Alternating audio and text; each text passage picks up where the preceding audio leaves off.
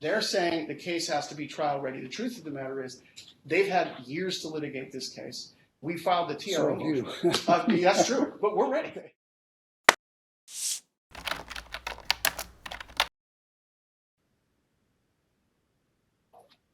Page 17, Mark Munger versus David Mahon.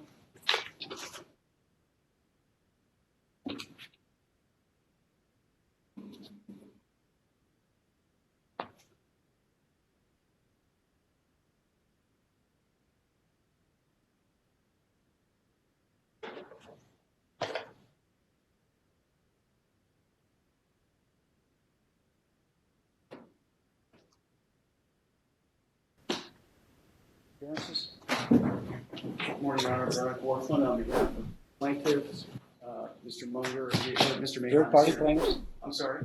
Third-party plaintiffs, yes, Your Honor. Thank you. Mr. Mahon is here with us. Your Honor, Jeff Hulet on behalf of Full Color Games. And talk also. Good morning, Your Honor. Rory Kay of McDonald Carano on behalf of the Spin third-party defendants. I also have my associate, Karina Armstrong, with me today. Good morning, Your Honor. Steven Caloiaro on behalf of the third-party Bragg defendants. Is it? Third-party plaintiffs,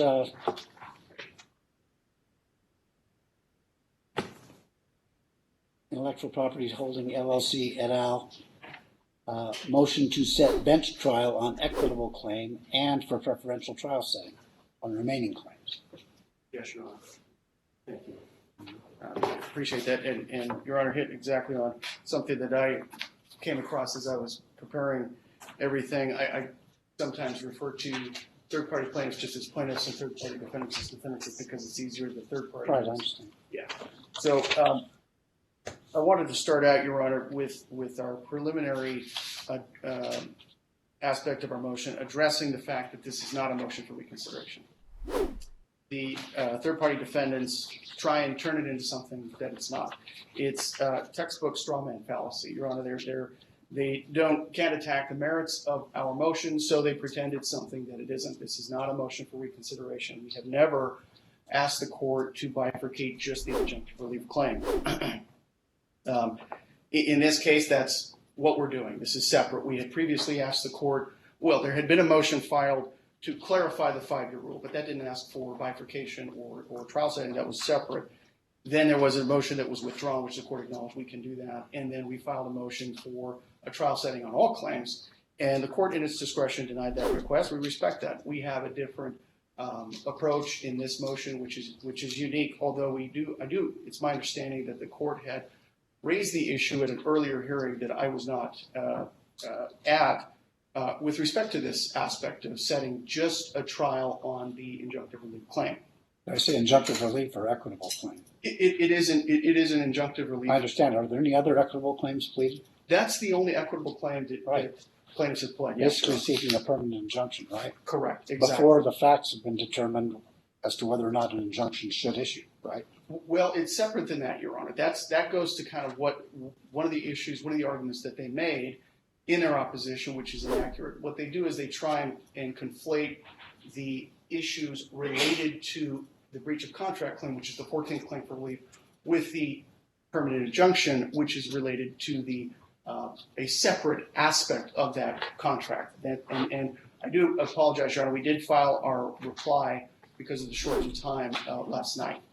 So I addressed a lot of these in the reply, but the main aspect, what the conflation there and the confusion they're trying to create is they try and group everything together and say, well, because there are similar contracts that are at issue here in both the breach of contract. In other words, you're claiming that it's ripe for the court to issue an injunction on one aspect or an aspect of this case. Exactly. Yes, Your Honor. And these issues were raised years ago in the motion for TRO. Right, that's separate. That was related to non-disclosure. The breach of contract claim relates to non-circumvention, right? So that's a substantively different aspect of the same contract. And what they try and do is they say, well, it's all related to this similar contract, and therefore you have to prove the breach of contract claim before you can be entitled to injunctive relief. That's not true. That's contrary to the facts of the case and is contrary to the law in the case, Your Honor. Preliminarily, my second point is they're not entitled to a jury trial on the injunctive relief claim, and they admit that. They don't dispute it. They can't dispute it. And in fact, Your Honor, there's Nevada case law. We cite the Loomis case and also the Musgrave case that suggests that not only is a bench trial on the equitable claim appropriate, it's necessary. The Loomis case says specifically, Your Honor, and I'm quoting here, the determination of whether a liquidated damages clause is enforceable is equitable in nature and is to be decided as a matter of law by the court and not the jury. Well, that's the same thing for injunctive relief. We cite that in our motion, and they don't dispute that. They don't even address it. The Ninth Circuit, the Nevada Supreme Court's not the only one that's addressed that issue. The Ninth Circuit also, in the Traxler case, says very clearly, and I'm quoting here, front pay is an equitable remedy that must be determined by the court, both as to the amount of availability and the remedy, the amount of any award. So that, again, I don't think that's really in dispute, that they are not entitled to a jury trial on the claim of injunctive relief. Now, what they try and do What's is... the injunction that's being sought? The injunction that's being sought, Your Honor, relates to this non-disclosure of confidential information, right, proprietary information. That's different than not complying with the underlying substantive aspects of the contract. So the non-disclosure aspect of the injunctive relief is very different. It's related. It's certainly as part of the same contract. We don't dispute that. But what we're saying is they're going out and they're taking information that they should be protecting, that they agreed to protect, and they're sharing that in a way that's harmful and in fact causes irreparable harm, right? Once the bell's rung, it can't be unrung.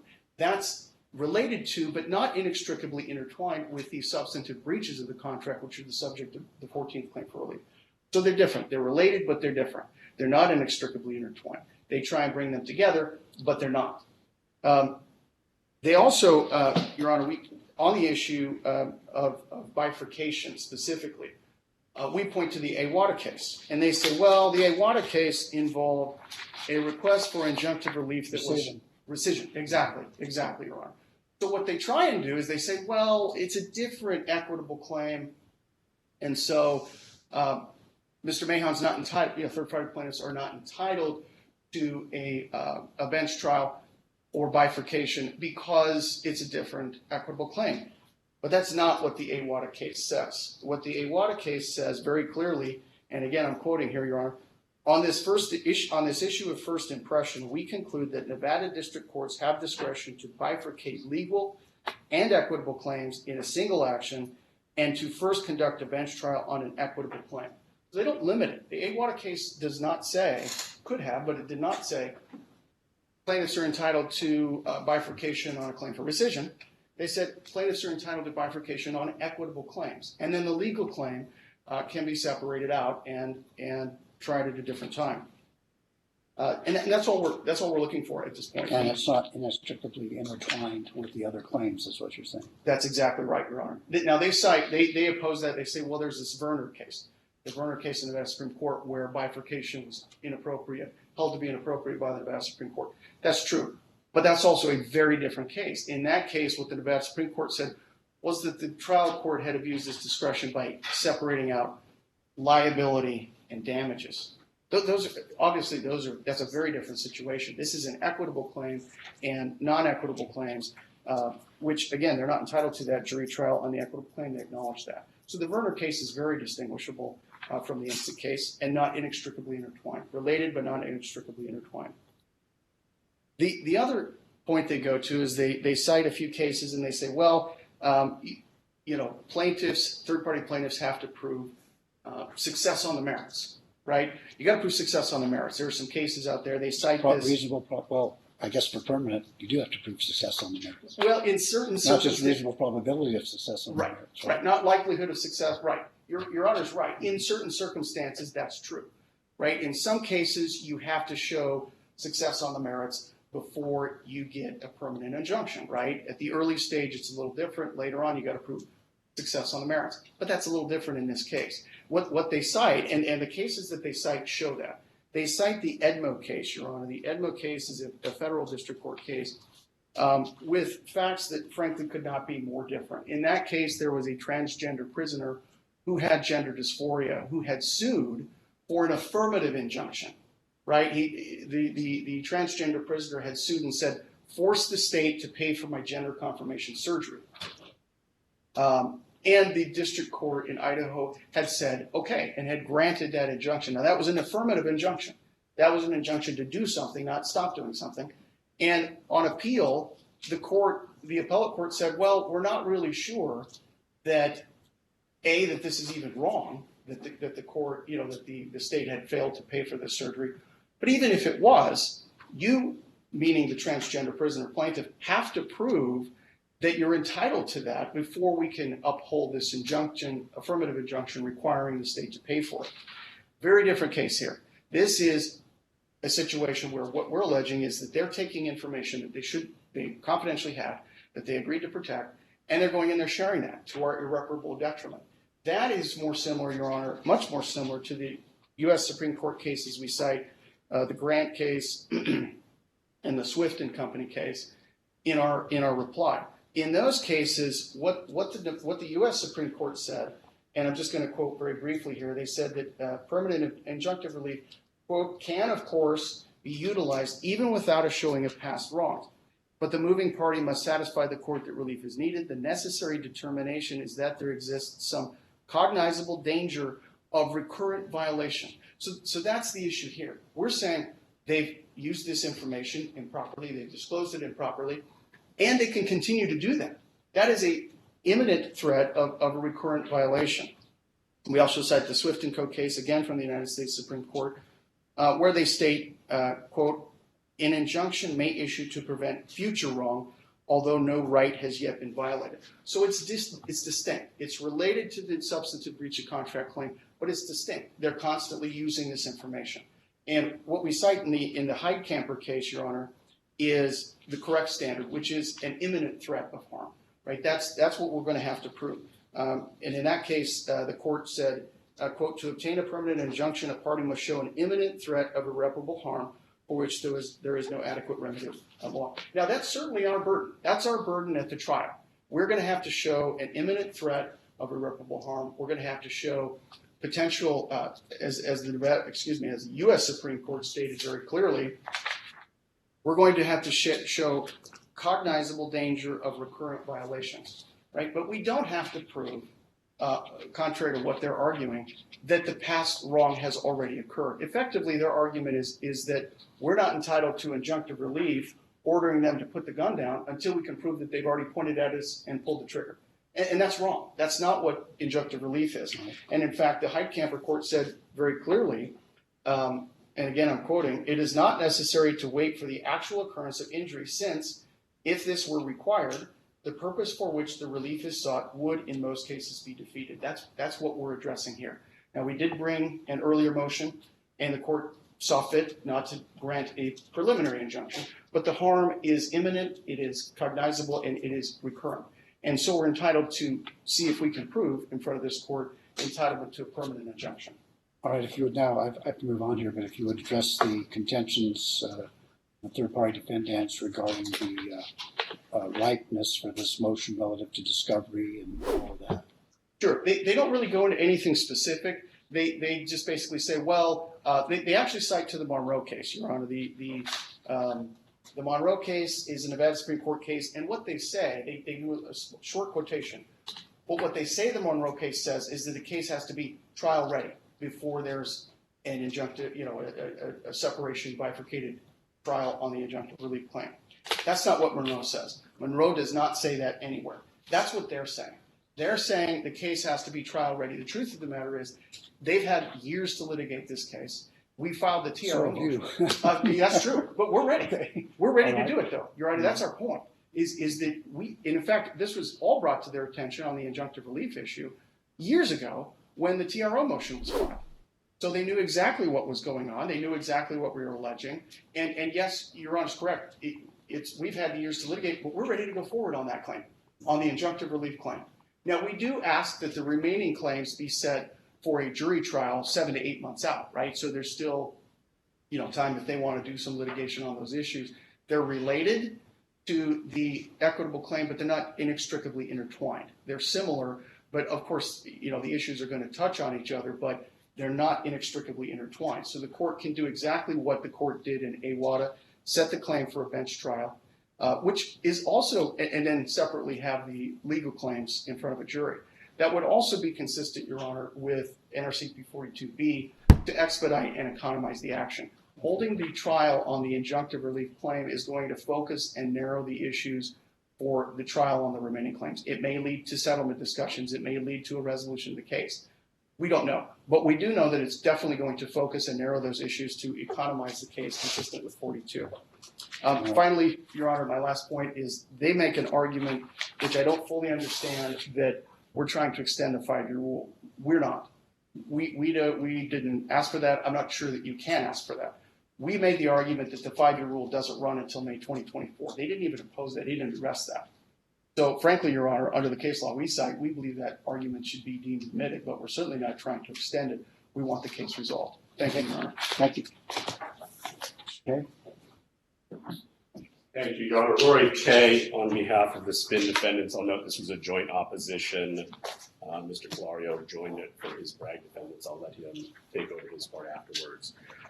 There was a lot there in that presentation, a lot of issues you've heard probably 2 or 3 times now over the past few months. As the idea, let me just start with the end point, the idea that you could extend or clarify the 5-year rule once in May of 2024. You, of course, heard that issue about a month and a half ago on their motion to clarify. Actually, it's a little bit longer than that. I'll give them some credit. 2.5 months ago on their motion to clarify.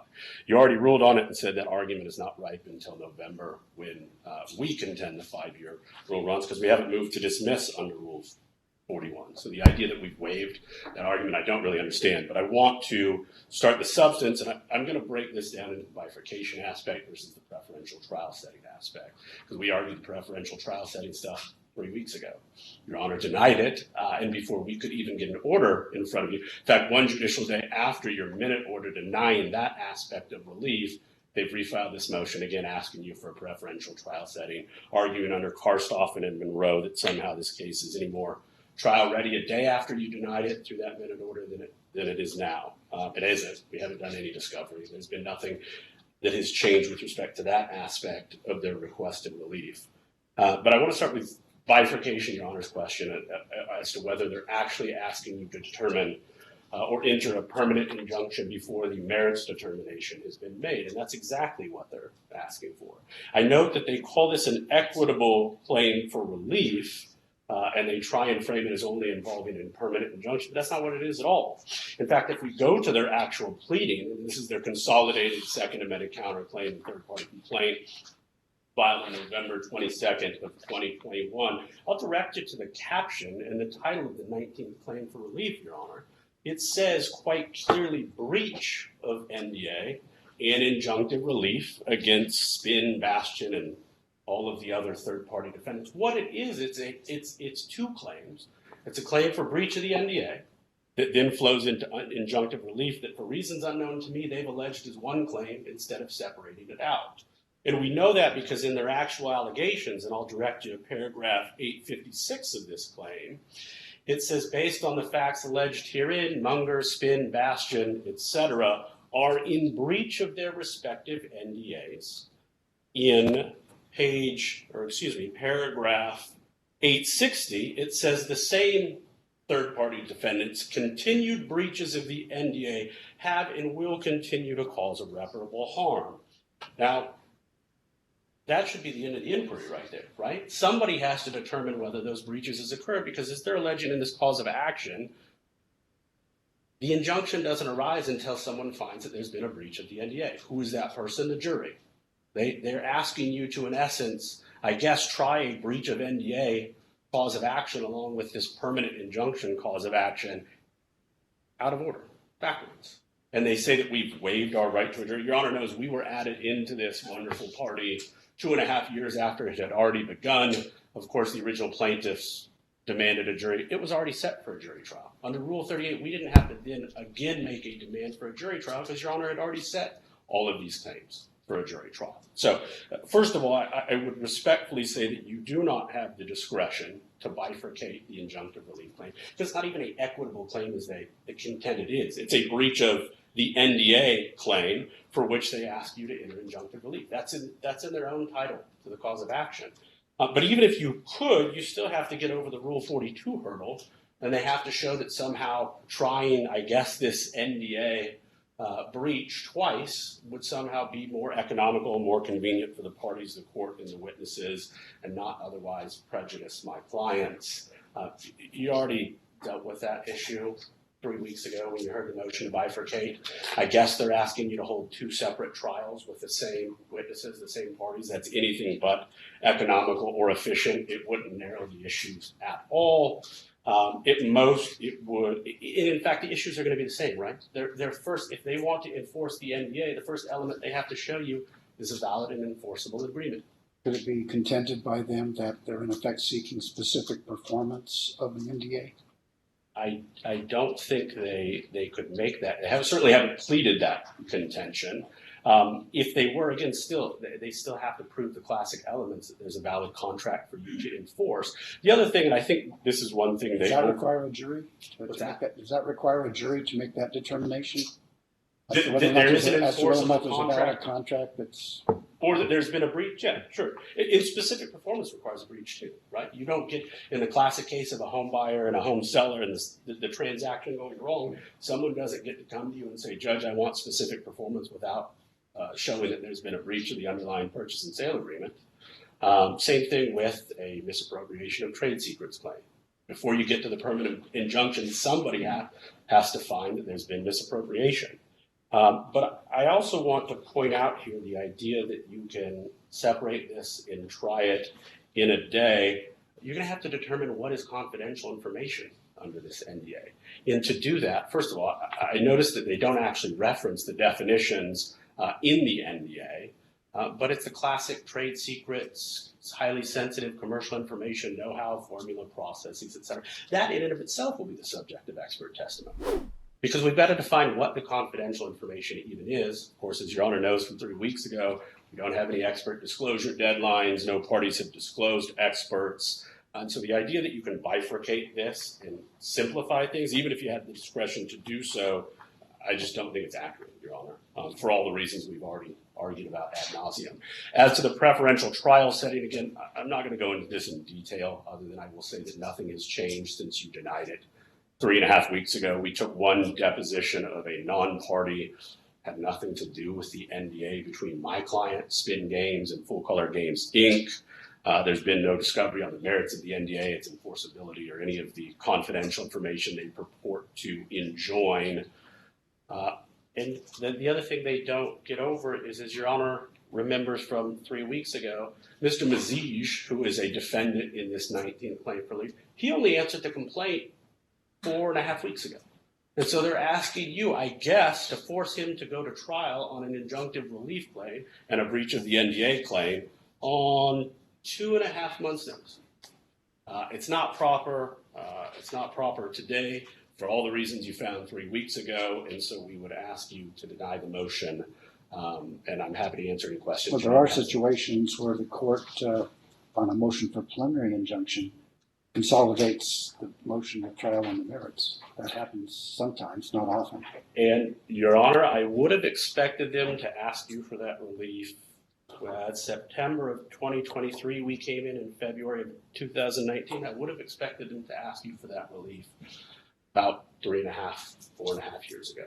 And if they had consolidated, there'd be no issue, right? You'd have a trier of fact who could try the breach of contract causes of action. And if they determined that we had breached the NDA and there was, quote, actual success on the merit, then Your Honor would be perfectly entitled to move to the permanent injunction aspect of that, which is there irreparable harm or money damages and such. That's really what a judge does on a permanent injunction remedy. But the fundamental point is there has to be a determination on there. They didn't ask you for that. You know, they brought this injunction, they brought the motion for a temporary injunction or a preliminary injunction 1.5 years ago. You denied that. I would have expected them to move if they truly wanted this bifurcated a long time ago. They didn't, they haven't, and they've run out of time. All right, thank you. I think for joining counsel, did you say anything? Yes, Your Honor. I'll be pretty brief. Mr. Kay addressed most of the points. Your Honor, I've told you this many times, that this is a shakedown effort by David Mahon and his related parties. One of the things that hasn't been discussed here, and I think it's maybe important just purely for contextual, is that their underlying claim is futile.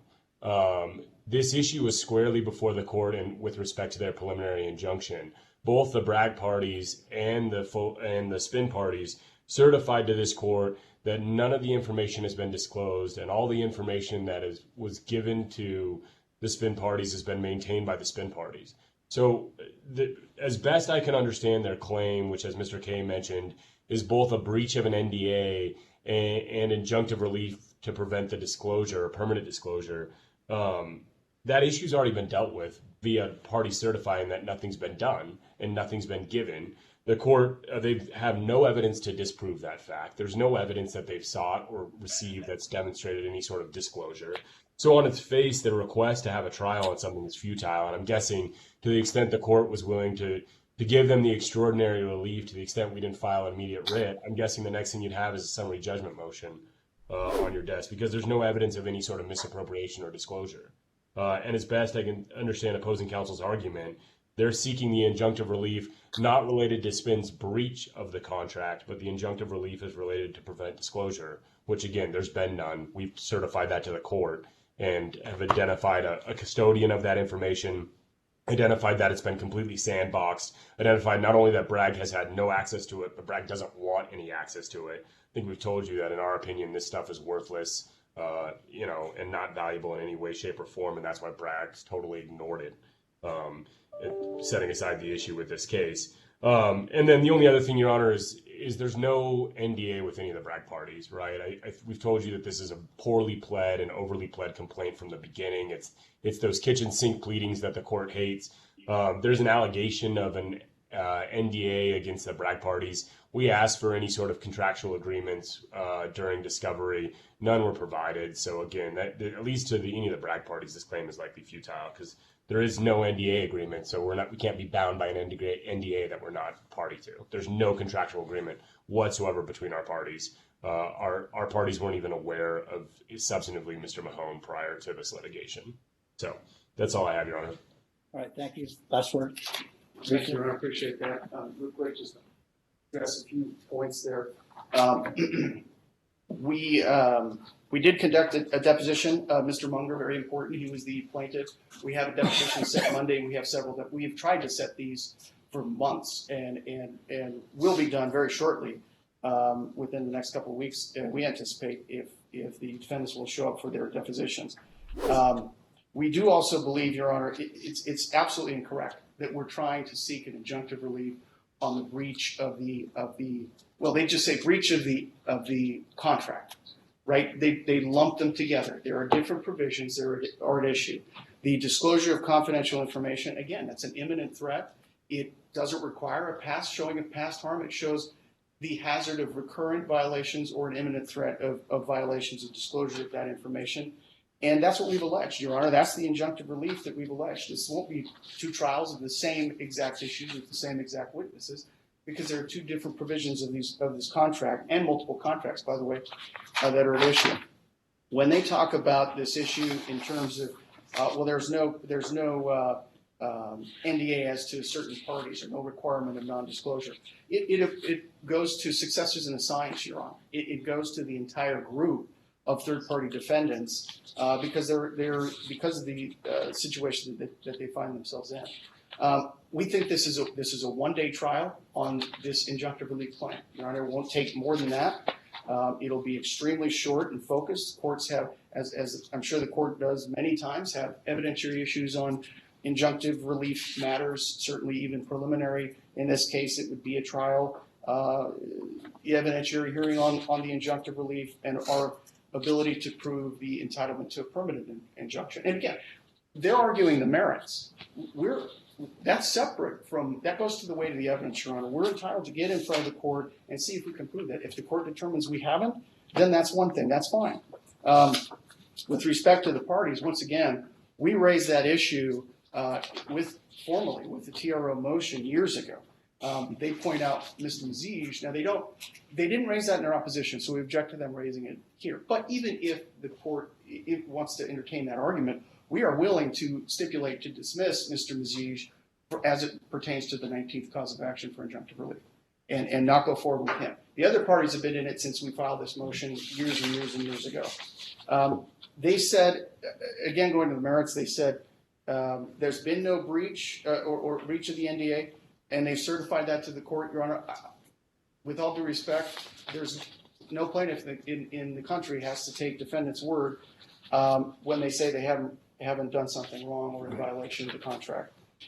In addition, Your Honor, this contract interpretation has always been for the court. That's always been an issue for the court. Injunctive relief is an equitable claim for the court. There's never been a contention, and in fact, we were just looking through their answer because they only raised for the first time, oh, well, you know, there's this issue of whether or not the contract exists. My understanding is their answer admits that there's a contract. I don't think anybody's disputing. In fact, I think some of their counterclaims may relate to it. So John, I'm going to object raise, to that. That's a Alright. different contract than the NDA. It's the development Wrap up agreement, and not the do it. NDA. That's fine. To raise this issue at this point, Your Honor, is untrue. The court can certainly hold that one-day trial on the injunctive relief issue to which we're entitled in the A-Water case. Thank you, Your Honor. All right, thank you. Your Honor, may I have just 30 Yes. seconds? I haven't said much. The representation has been made that this product has not gone into the marketplace. There's only two parties that have access to the source code, Spin and our client. Somehow this product is made into the marketplace on the black market. We have evidence of that. It's out there. And that's why it's even more imperative that we get this on for a trial soon. Thank you. All right, thank you. Stand submitted. I'll review it for additional review. Okay. Thank you, Your Honor.